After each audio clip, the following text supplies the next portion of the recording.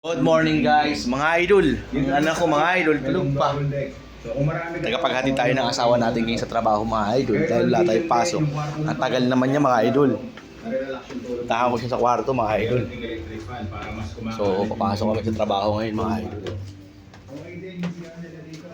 Tagal niya mga idol. Ay, nagpipray pala siya. Sorry mga idol. Pamasermonan ako. At patuloy mo pa yung potenta sa laban sila. Wala akong nagawa mga idol. So papasok kami, hatid ko siya. Papalakas ako sa kanya para bigyan niya ako ng bang RH yung araw. Kaso hindi siya i-condition. Ang bayad dito, Tagal siya mga idol, nagpipray pa siya.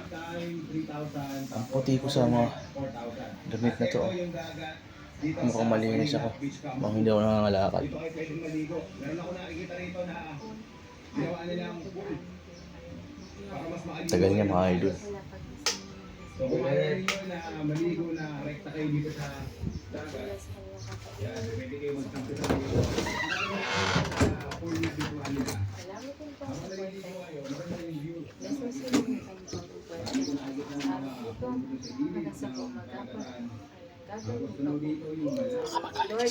pinagkakatiwala ko po sa inyong araw nito ng Martes pa inyong maghari ka sa aming buhay, itapon ka na silikuran upang kalbalati ang lamang makita sa aming buhay, Lord. Ipinapili ko sa iyong papuri. Pasasalamat at walang hanggang pagsamba sa makapangyarihang pangalan ni Jesus. Amen. Ayun na siya mga idol. Idol Ivy, tara na. Tagal mo, hintay ako nang hintay sa baba. Pasaway ka? Bilisan. Vlog ka pala? Oo, Idol Ivy, bilisan mo. Nagpapalakas ako sa'yo para bigyan mo ako pang inom. Lokon mo ka tanong. Parang Loko-loko ka rin. Alas, dali yung itsura niya guys. Ayun o. Kanina ka pa nandun? Marami pala silang ginawang pool dito. Ayun na siya mga idol. Pasaway ka? Matagal niya kumilos mga idol. Mga kubo o yung cottages.